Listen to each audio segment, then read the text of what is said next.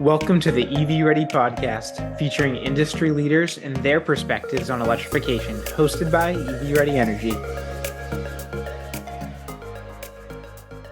Hey everybody, this is Chris Nihan, the host of the EVready Podcast, and I'm grateful to introduce to everybody Mark McNabb, who has a decorated past, and we'll get into that in a second, currently with Van Tool Companies, and is going to talk to us a little bit about the automotive industry, where it stands from the point of view of the auto manufacturers, and I think is going to be a really good point of view for a lot of folks that are used to hearing the EV industry side of it, and I think you've experienced both sides. So I'm kind of grateful for you to be able to provide your opinion and thoughts. My pleasure.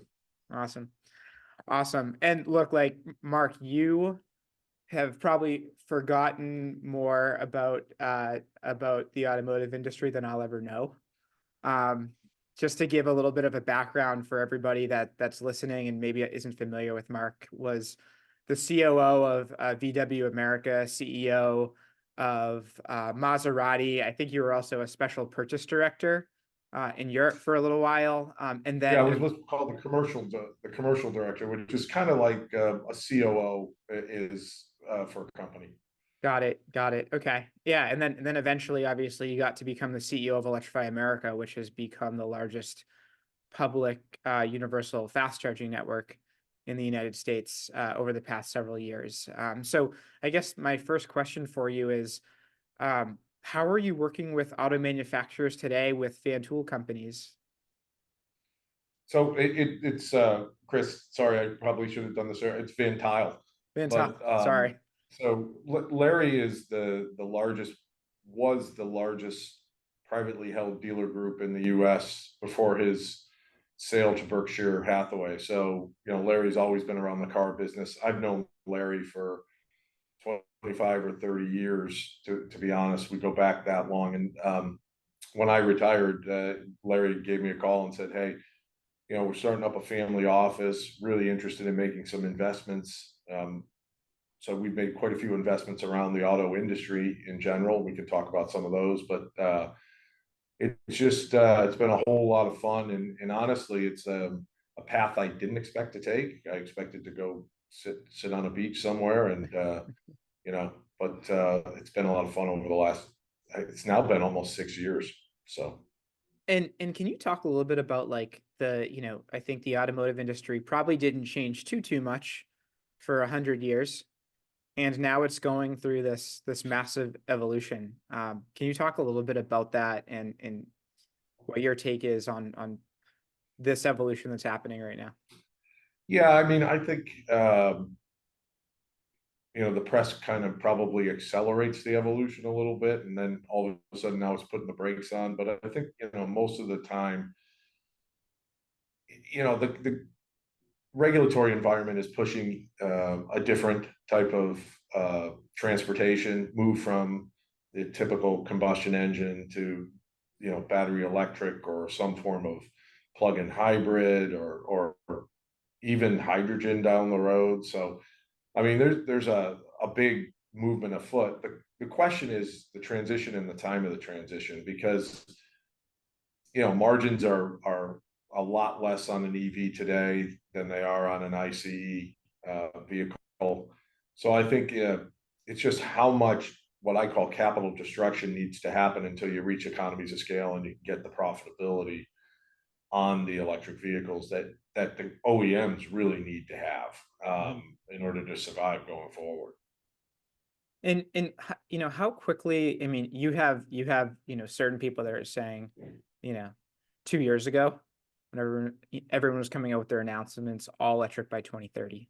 Yeah. Or all electric by 2035. And then you have like these policy circumstances, California obviously being the most aggressive, and then others following. There are other countries like Norway and wherever it might be that have aggressive goals. How do those goals relate or conflict with where auto manufacturers stand today?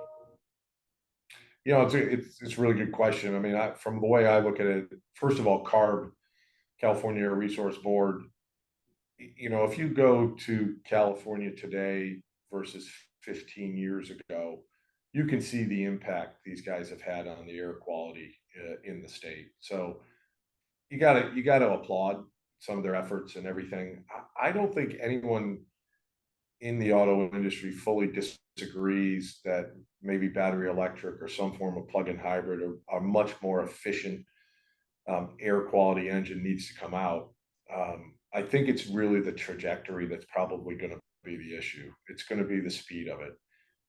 You got to give the OEMs time to be able to profitably transition. And again, there's just been a lot of capital destruction. You can see it. Just look at the companies out there today, the Rivians, Lucid, any of the publicly traded companies. You can see it in the profit announcements at Ford. You can see it in the profit announcements at Mercedes. So I think there's a lot to be said on the transition and the trajectory of the transition that I think is probably the most important thing to keep our eyes on. And you spoke about the cost and that the margin is less for these auto manufacturers. I know we had like a discussion in another group call recently talking about the federal government and how they're awarding leases versus direct purchases of vehicles. And can you talk a little bit about the economics behind making an electric vehicle today? Yeah, I mean, there are two things. One that I would worry about leasing in general. One is it puts all the onus on the OEM. The OEM actually owns the vehicle at the end of the term of the lease, and then they have to take it, refurbish it, and then put it back out into the market. Well, if technology is moving the way it is, the cars that are coming back, let's take the Nissan Leaf, for example. The Nissan Leaf's coming back, from 3, 4, 5 years ago. They're not near the technology of the new cars that are coming out. So, inherently, all the risk goes back onto the OEM on that, which I think is a big problem for the future of EVs. I really believe there needs to be more thought about the secondhand vehicle. What do you do when it comes off lease? How do you ensure that you're able to keep the value up so that the OEMs aren't losing significant amounts of money? And that's also, that's on the lease side, but on the purchase side, it's the same thing. I'll use Tesla, for example, and God knows I have a Tesla. So I've seen my Tesla devalue by probably $15,000 in the last 1.5, 2 years, because he's taken aggressive price cuts. Well, when you hit a price cut, it's inherently one of the most inefficient ways to deploy capital and to make sure that what happens is, in essence, all your existing holders get a price cut. So, whether I own the car, whether the leasing company owns the car, everything has to take a write down. So when I go to trade that car in, that car won't be traded in. I'll probably drive it to the day it dies, just because of the economics and the change in the economics by a decision that was made by Tesla to cut the prices. And I get why they're doing it, but you always have to think about what is the secondary impact to these things. Yep. Yeah. What I'm so curious to see, Mark, is not for Tesla, but for all of the other Universal cars that have J1772 and the CCS or CHAdeMO. When the industry switches to NACS, I would imagine that there's going to be a big price drop in the secondary market for any car that has a CCS plug.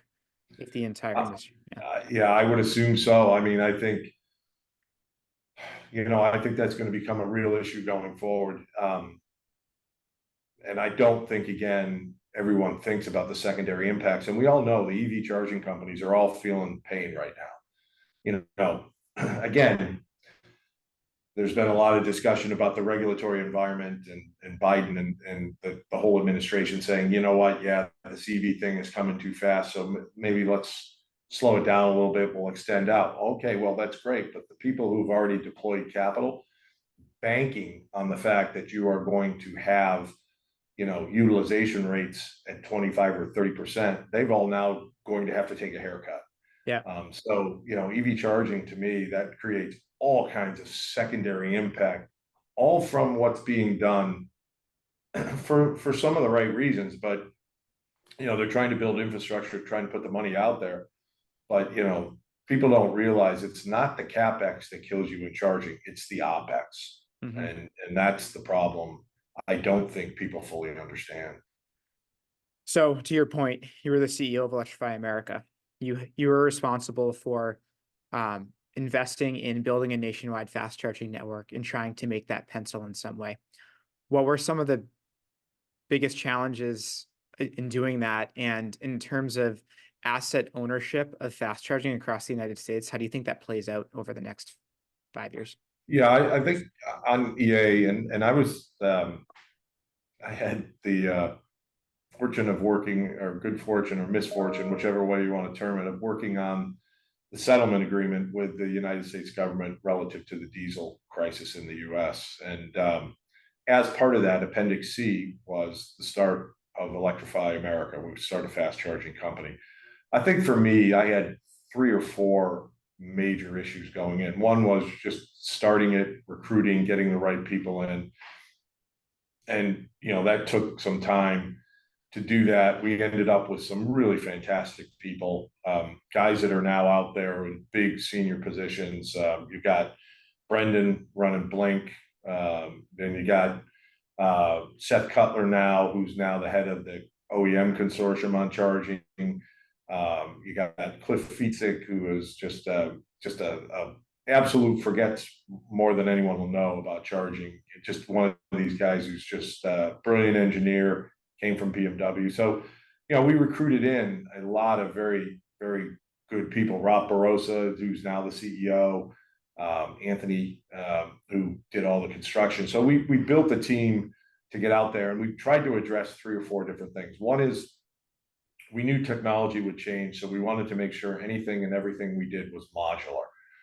So, for example, when we looked at California and all the charging that went out in California for what they so-called electric highway, we noticed everything was 50 kilowatt.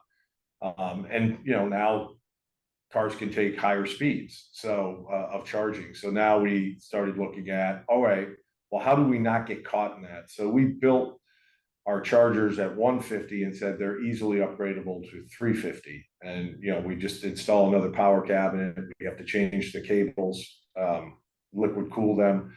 So we built everything that we could upgrade, which I think was number one of the biggest things we needed to get done. The second issue was speed. So, a lot of the issues that Electrify is experiencing today had to do because we were sprinting at speed, because we had to hit milestones for the government in order to live up to our agreement that we made with them. And we didn't know. I mean, no one knew when we put the agreements together, what was going to work and what wasn't going to work. So, I know there's issues on software speed, or I'm sorry, on software and on, chargers not being up. Think about the complexity of the deal, where Tesla doesn't have this complexity. Tesla has its own little ecosystem. Every car they know it inside and out. It's their car. We had to go out and test all the new cars that were coming to market, some that hadn't been fully engineered yet. And we had to make sure that our chargers were compatible with their software in order to make sure the charge. So speed was certainly one of the issues. Technology, certainly, again, making sure that we were staying up on technology. And fourth was kind of staying away from all the noise, which is really hard to do. So, we need to have solar canopies. Well, everybody and anybody knows, do you really need solar canopies in today's world? They don't power anything. I mean, I'd rather build a solar field and then get a discount on my energy, but I don't want to build solar canopies. I thought it was ridiculous to do that. And then lastly, I would say, all of that above is making sure that we were adaptable, that we could adapt with the change. So, if there was new technology coming out, so we built our own little small technical center in order to make sure that we could stay out in front of everything and not behind it. So, what do you mean by that? When you say technical center, what does that mean? Well, we actually brought, so we're all the different OEMs could bring their cars in. We could go through the cars, make sure that we could charge properly. If they had new things that they were putting into their car, we were up and on it. And that's a full-time job. I mean, the OEMs are always tweaking their software, getting better every day, trying to make everything better with the next generation products. So, you can easily have a mishap at a charging if you're not on top of the game. So we wanted to make sure we were really on top. And then the biggest thing that our biggest goal as a team by far was build the stations to minimize OpEx. That was my goal when I first came in. So, battery, making sure you had battery mitigation, where you could offset high demand charges by using battery fully integrated. So that's, to me, that was our biggest goal, was to build these stations that would ensure that they last. What always worried me is you build these stations and then 10 years down the road, it's not economically viable, and EA goes, you know what, we're closing. That would have been that would be a failure in my mind. How important do you think purchasing prepaid kilowatt hours from auto manufacturers for new vehicle sales is going to be to whoever remains as the asset owners of fast charging in the future? Or do you think it can be more of a traditional fueling market? Yeah, it's great. I never, again, it depends on the economics, to be honest. I don't think you should get into these deals with prepaid with unreasonable economics.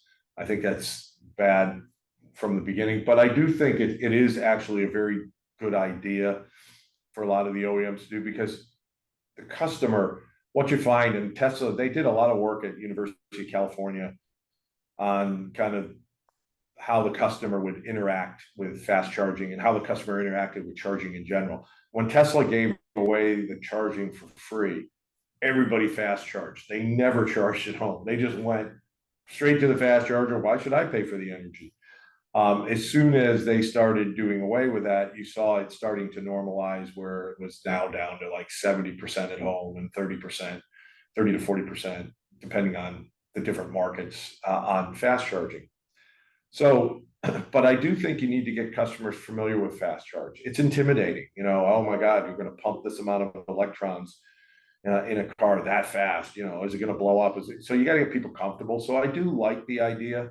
I don't know if it has to be 2 years, 3 years, 1 year, 6 months, but I do like the idea of getting people familiar, and then the familiarity of finding the charger. This is where I think Tesla has been brilliant. Tesla is a fully integrated solution. So I program in where I want to drive, and it tells me the 4 places I need to stop to charge. I think that's great. I never think about it. I'm like, okay, great. I just follow it, and I go, I charge my car, pull out. It shouldn't be unique in the industry, but it is at this moment in time It that is we're unique. recording this And podcast. I really think that integration is one of the keys to their success. Is it takes all the anxiety, or a lot of the anxiety that people, go with range. It takes it out of the equation. Mark, I always say, like right now, Gen Z, and you probably heard me say this before, or maybe not, but 90% of Gen Z has an iPhone. If you were to go ask someone in that generation what type of phone they were going to get, they will get an iPhone because of the software. And that's how I feel about Tesla's software. Like I've been using it for so long, I'm actually afraid to go use something else now. I am too, and there are products I really like. I mean, I really love the Rivian. I really like the Porsche Taycan. I mean, there's a bunch of cars that I would really like, but then I start going, man, it's just so easy with the Tesla. Yeah. I know exactly when I need it, where I need it, how I need it, how long I need to stay at the charge, which I think is the most fast. Oh, you only need to charge for 30 minutes here, or 15 minutes. I mean, I think that's just brilliant. I just 2 weeks ago, Tesla's been calling me for 2 years saying, "Hey, you want to get a new car?" And I've said, "When you let me transfer full self-driving and unlimited supercharging, I'll get a new car." They called Yeah. me 2 or 3 weeks ago, and 4 days later, I upgraded to one of their 250 kilowatt vehicles, and now I'm getting 100 miles, 125 miles in 7 or 8 minutes, and it's free. Um, Well, see, I never, I got in with Model 3. okay. So I have one of the early Model 3s, and I still love the car. I think it's a great vehicle. It's just done everything I expected it to do and more. Yeah. Um, and like I said, the full integration is fantastic. And just for the audience's sake, I probably should have prefaced this. When I say prepaid kilowatt hours, this is what we're talking about is different than gas fueling, where you just go to a fueling location and then just purchase fuel. There's no networked component. There's a networked component to charging. So Yep. wherever you charge, whoever owns those chargers or whoever has an agreement with the company that owns those chargers can incent you to use those chargers or to buy their product in some way. So when we're talking about purchasing prepaid kilowatt hours, that means an auto manufacturer going to an Electrify America, going to an EVgo. It's harder with ChargePoint because they're more decentralized, but going to a customer that has a lot of ChargePoint stations and buying millions of prepaid kilowatt hours and then offering their customers 6 months or 1 year or 2 years of free supercharging at all of their locations. And if you go buy an electric car right now, whether it's EVgo or it's Electrify America, or for Mercedes, it would be ChargePoint, and Electrify America and Electrify America. Yeah. There's a networked component to fueling that doesn't exist with gas cars. And the question is that we were really trying to get at is how important is the networked component tied to making money selling electricity versus the normal gas model where you just have charging stations out there and you're charging people more for electricity than it costs you. I never really thought of it in those terms. I always thought of the reason we agreed to do a lot of these deals was, first of all, pump up the utilization a little bit. So, because charge points, the individual charging station doesn't make money under a certain threshold of utilization, and call it 35-40% utilization. You need to have that utilization figure in there so that you have an instant audience there.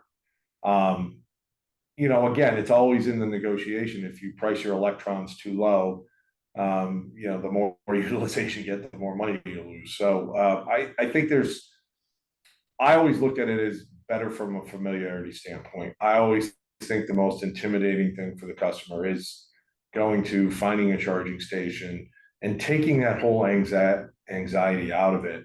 That I think is absolutely the most important thing out there to do. And that's, again, where I give Tesla, a lot of praise because they got out ahead of it. And it's, when you buy a Tesla, you're not buying the car, you're buying the experience. I Yeah. mean, and it's all the way through. And I think that has to make its way into the rest of the OEMs, is that simplicity and that taking the fear out of range anxiety, et cetera. That has to be done going forward. Yeah, there's a culture of electrification that exists within a Tesla showroom that doesn't necessarily, it might exist at a lot of dealerships. There might be, and there's probably many, I know there's many good dealers that are selling electric cars, but for Tesla, it's all they know. They're not good at selling gas cars. They only know Yeah, I'll be electric. honest with you. And I've been to the Tesla showrooms. I actually think it's probably one of the weakest parts of their whole engagement game. Not to kind of disagree, but I actually think this is where the OEMs could leverage. But it's going to take a lot of work, to your point. I mean, because these people are used to selling ICE vehicles. You got to re-educate. You got to teach them all the ins and outs. You got to teach them about the charging experience. I think that's stuff that needs to be done. But I stopped by a Tesla showroom in almost every city I go to just to Yeah. experience. And I've been underwhelmed by the experience there. I think there's way more they could do. But for example, I don't think they talk enough about integrating solar into your homes and the battery. When I started poking and prodding, hey, what would this take? Because I was super interested in putting solar on my roof and putting the battery backup in, and I just the power wall, I guess you want to call it from a Tesla standpoint. And I had a really difficult time talking to anyone who really had any knowledge on it. And so I think that's probably one of the things they could improve in their experience level. Yeah. Yeah. Yeah, it's probably hard for somebody who's selling a car to go to talking about energy, is Yeah, my guess. I think like some of the things they have, like some of the tools that they have, I would love to see some of the dealerships have those tools that are on the walls, things like that. And it's funny because a lot of times I'll go in and I'll train dealerships on yeah. how to do this. And I agree with you that that transition is specifically difficult. This kind of transitions to my next question for you, is, and I'm sure this question's near and dear to you. Um, is look like, you have some people who think that direct is the future. For me personally, I have only purchased a car direct. I haven't purchased a car at a dealership, and I have anxiety about going into a dealership. The flip side to that is I've been working with dealerships so much over the past several years that I've gained an appreciation for a lot of these people and think that a lot of them are doing a great job. And so I just kind of wanted your perspective on this direct versus dealership model, and where you think this is going to go in the future. Yeah, I think it's a great question, and it's probably a question um, I'm sure some of your listeners will agree or disagree with me on, but I actually still very strongly believe in the dealership model. I think there is a lot of things that dealerships bring that you can't get from being an OEM direct model. So let me just go to a bunch of different ones in my mind. First of all, capital. So, when you're talking and starting up a car company, the amount of capital you need to deploy to build vehicles, I mean, it's more than $1 billion to engineer a platform, get it to market, and start selling cars. So you're $1 billion to $1.5 billion into a vehicle before you even start selling it. That's a lot of capital. So why do I say dealerships versus owned? Well, dealerships are privately held groups. They deploy the capital. It doesn't go on my balance sheet to build the facility. It doesn't go on my balance sheet to purchase the land. It doesn't go on my balance sheet to run all the sales organizations. These are all done independently. And this is inherently where the factories and the dealers always have this relationship thing. These guys have sunk a lot of money in. I mean, today the average price of a store with land and everything is probably between 15 and $25 million. I mean, you've got to give the dealers, they are passionate about what they do. It's a tough business. It is transitioning. I think if they can get more into embracing the internet and over the air or online selling tools, they can get to the same position as some of the fully owned. Look, Tesla did an amazing job. I think they've done it, but I look at a lot of these new startups, and you can already starting to see some of them talk about, well, maybe we need to go through a dealership. They're starting to realize that their balance sheets are underwater pretty quick. So financially, from my standpoint, it makes no sense in the world for these startups to take that risk on right from the beginning. Yeah, Yep. you're seeing some of like VinFast Yep. working with the dealers. Yeah, it's interesting because look, like I'm 33. So when I got my first electric car, it was 26. I was 26. I got a used Tesla off of their website, Yeah. and I knew the stigma of the stigma of dealers at the time. But as I've worked with dealers, that's kind of where my heart is now, because I know what a good job that they try and do, and how much they help their communities. And I just think that, to your point, like I'm rooting for that outcome that I think you're rooting for as well. But because I've only had a Tesla, I haven't actually purchased, from a dealership yet. And I hope that, the next car that I purchase will be. Um, but I'm just always, I think, maybe there are some dealers that do the haggling thing, and their reputation has been created by that. But I just think so many of them are doing a good job, and I hope it works I out. yeah, I mean, you know, I firmly believe that I've gone in and actually, I never really, to your point, I've always been with an OEM, so I never really had to go out and purchase a car. I've purchased a bunch of cars in my last couple of years, and I've always had a pretty good experience. Never got into the back and forth, just got my deals done and kind of went in and said, hey, here's where I want to be. And I found it to be a really good experience. There are some frustrations here and there, and the dealers, most of the good dealers are really cognizant of that and want to improve. But, the other issue I wanted to bring up just is risk. I mean, when things are going up, everything looks great, so I'm totally vertically integrated. I own the supplier, I own some of the suppliers, I own the manufacturing, I own the retail. This is great. Look at all the money I'm making. Things are tough. It gets a lot harder. And, if you hit a downturn, you start saying, okay, our product's not that good. I always liked having the dealers because it created tension in the decision making. So like we had a dealer product committee. Some of the best things that ever came from some of the product development we did in the various companies I was with, all came from the dealer body, all came from the front line. And sometimes that gets lost when you're totally vertically integrated. Does that Tesla salesman want to tell Musk, you're full of it, this is garbage?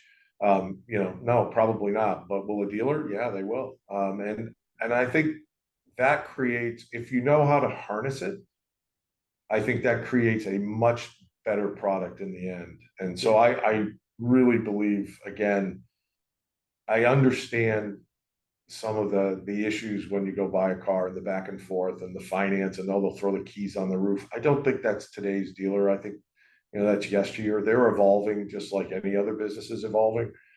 And I actually believe that, I bought a car from one of our stores that's owned by Larry's group, and it was a great experience. And they didn't know who I was. It was just a great experience. So, Yeah. I would just tell you, I think these guys, it's evolving fast. The good dealers are evolving with it, and it'll probably weed itself out. We've had growth since 2008, free money since 2008. It's not free anymore. So, there'll be some consolidation going on out there in the dealer world, and the better dealers are going to get bigger, and that's going to create a better experience for the customers. Can you speak to that? Like, right now there's like 2,700 dealers in North America. I'm sorry, there's 17,000 North America, but 16,000, yeah, somewhere in that 13,000. range. Yeah. Where do you think that ends up? Like, how many dealer groups are you think will be around in the future? I don't know. And again, it depends on the economics going forward. I do think you're going to start seeing more consolidation. We're already starting to see it. I mean, we've seen it over the last 10 years. Um, I think you'll see, if there's any downturn, you'll see even more consolidation. So depending on how the economy holds up, it'll probably change the trajectory of consolidation a little bit. But it's look, when you're 25 million, there's very few far in between that can own 4 stores at 25 million bucks a piece. It's just not an easy deal to do. To your point, I think a lot of the dealers in the dealer groups that I'm working with, they're the most thoughtful dealers, because that's usually our approach, is trying to think about, not just procurement, installation, but everything tied to energy. And most of them are acquiring more stores. So Yeah. what you're saying makes sense to me. You made a comment about, being vertically integrated, and when things are good, things are good. I just want to bring this back because I think you have a really interesting, opinion on this, regarding the EV space, regarding, network providers, hardware providers, some of these publicly traded charging companies. What's happening in the market right now? All of these companies obviously had large valuations. They're not the same anymore. What's what's happening, and how do you think this plays out? I think it's just really, I think there were probably, as in any nascent industry, there's probably some bad decisions that were made. Right location, it's not really the right location. Don't think for a minute, like the EV goes, the electrifies, the Blinks of the world. They had to go out and predict where they thought EV penetration would be its highest. Some states had EV incentives in place, then did away with them. Georgia's a perfect example of that. So it was super hot. I mean, that was a place you sold EVs in, and then all of a sudden you didn't sell anything. So, some of it's regulatory and the whipsaw effect. So I think, anyone who's consistent with their incentives and everything, that going forward, it's easier to predict where the demand will come from and where you need to put the chargers. I think it's going to be for these guys. It's a race to utilization. The way your bills or your OpEx is structured is you pay for the kilowatt hour, and then you have what's called a demand charge, and the demand charge can be extraordinarily punitive. But if you have enough cars to spread that over, it actually starts working. The math starts working. So it's just going to be a race to penetration. It's really how quickly can I get my utilization up? That's what's going to make each one of these sites viable in the future. And I think you're talking about asset owners. How about the companies that are just selling the hardware, or the companies that are focused on their software? Well, I think they're at the guys selling the hardware. We've seen some of the issues that have gone on with some of them. Tritium is a perfect example of, what's happened in the recent times. I think the big are going to get bigger. I mean, the BTCs, the Signets of the world, they seem to be gobbling up more and more share of the hardware market. Yeah, I'm sorry, I said BTC, ABB, excuse me, and Tritium. So I just think you're going to see more consolidation going on there, because if the sites are being slowed down, and we look at what's going on with NEVI, I think only 8 states have actually put NEVI funds out to bid. So, it's coming slower than a lot of these guys had geared up for. So their overheads are too high for the amount of units they're producing. So I think just as you're going to see in charge point operators, I think you're going to see in manufacturers, you're going to see a consolidation going on. And then, if you get a big player coming in, a wild card that comes into the market to produce chargers, that could change the game immediately. Producing a charger today is still a very manual process. I mean, if you went on the line and looked at how they assemble chargers, it's still very manual. You have your power boards and you have all these different things, but you have to put them into the cabinet. A lot of times it's done by hand. It hasn't been fully automated for a lot of reasons. That's going to have to change too. We're going to have to see manufacturing efficiencies come out in the long run. And what type of company do you think could be a company that could be that conglomerate that enters? Is it an energy company? Is it an auto manufacturer? Is it a cell phone manufacturer? And yeah, I think there's. I don't think it should be an auto manufacturer. I think auto manufacturers are going to shy away from that, producing their own hardware. I think it's just not in their expertise, and I would caution any auto OEM from doing that, with the exception of Tesla, who's done it well. I think it could be a combination of a lot of different players. I don't think it'll be an energy or an energy provider. It's just, again, outside of where their scope. But large scale manufacturing, contract manufacturers are getting in the game.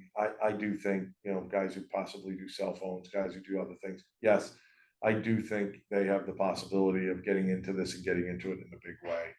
Guys who have manufacturing expertise could really help.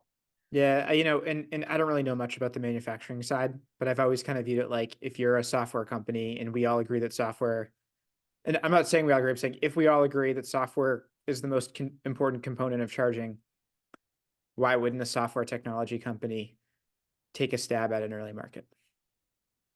Or you see an alliance or a partnership with software and hardware. I mean, there's a lot of ways to get around that, but the software is a critical component. Again, just as simple as putting Visa card readers on and getting those to work all the time, in remote locations, on 5 or 4G, possibly being upgraded to 5G. It's a tough deal. I mean, a lot of times the failures are coming just in the Visa card reading part of the function. So I think there's going to be just a lot more advancement around the software and the electronic integration in the next coming years. Again, you got to believe this industry is only really, charging wise, fast charging, it's only 15, 20 years old, and it's really only taken flight in the last 10. So I think you're going to see a lot more advancement there. It's just your typical curve. Yeah. I'd love to hear your feedback on this, kind of transitioning to another topic. Is you hear a lot of opinions. EV. It's so funny because EV is just a technology, but it is so political, and it is what it is. But the mining piece of it is a politicized part of it. So from your perspective, with the auto manufacturers, uh, is this how do you look at this and from an environmental perspective? How do you look at this in terms of supply, timing? How much of a pain is actually getting the raw materials to build the cars? Pretty difficult right now. I mean, most of that is really thrown on to the battery suppliers. The OEMs will go out, step out, and maybe do long-term contracts on behalf of their battery supplier. But yeah, I mean, let's not kid ourselves. Lithium, cobalt, they're all difficult things. I mean, lithium to me is probably not as big an issue as some of the other minerals out there, but I just think that again, typically when you start in a nascent industry, you don't have all the answers. I think it's going to be one of these things they work through all the way through. And I think the way CARB and dealing with CARB over the years, the way they've looked at it was, hey, look, you guys will figure it out. We're putting the goals out there, the goals that'll be better for the health and safety of their populations, and you guys will figure a lot of this out.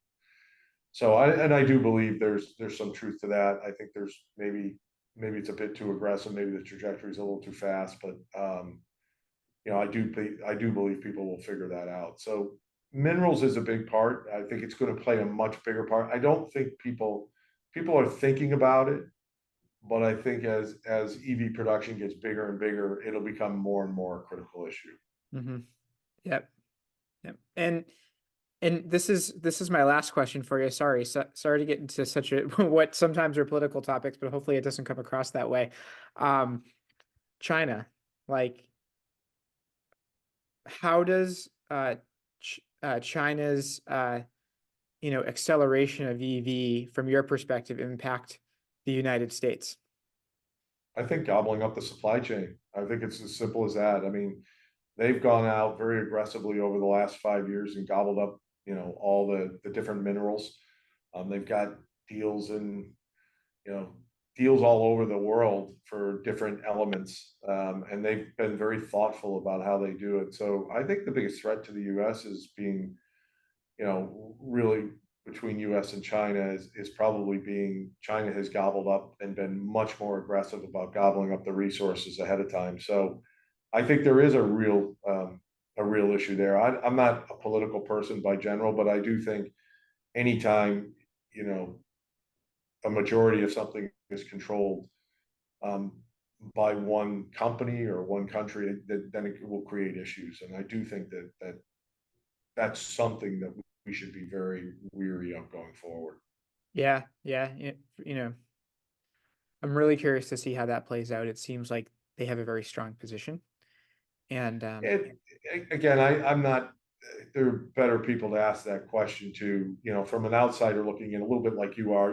I think we're pretty well informed outsiders, but we're still outside. I think there's a lot of very smart people thinking about this. yeah, But I think that's the whole idea behind Buy America. Some of the stuff around the charging and looking at content, et cetera. I think that's a lot of the questions that are going out and a lot of the things that have been going out regulatory wise. I'm gonna ask you one more question actually, because it sort of relates to this. Is the federal tax credit for vehicles? How do you think that plays out? Is it difficult for dealers to provide that value based on how it's been rolled out? I'm a little bit less familiar with it, to be honest. What's your take? I'm super disappointed in the fact federal tax credit. I think they made a huge mistake. So in the spirit of I guess what they would say is economic diversification is to make sure that they took all wealthy people out of the equation for to make sure that the funds were available to the mass, which I think is I think inherently is a great idea. I think the problem is early adopters tend to be more wealthy people with more cars in the garage. So if you look at the study of the early adopters on EVs, you'll see a lot of them have 2 or 3 cars in their garage. I think they shot themselves in the foot a little bit in terms of, are those credits available to people? What is it? I can't even remember the number, over $350,000 or, whatever the case may be. I think that was a mistake today. I think they should have let that in. I understand why they did it. I understand why they were pushing and trying to get the incentives down to make it more affordable for the middle class and below. But I do think, again, you got to look at where the early adopters come from, and you got to make sure you don't shoot yourself in the foot for EV penetration. So I have a pretty strong opinion on that, just from a sales standpoint. I do think credits will need to be available until the manufacturers can actually get the cost down. I actually have always thought it would be very interesting to incent the manufacturers rather than the end customer, because it's the manufacturer that's experiencing this severe economic condition with the transition. So I think there could be more done there, and they could do it on a per unit basis. They could do it on a lot of different ways, but I think ultimately they're going to have to figure out, the manufacturers, how to force this transition. And I don't think it's always consumer led. So it could be a combination of both, to be very honest. But I do think they got to figure out how to get the manufacturers to be able to transition.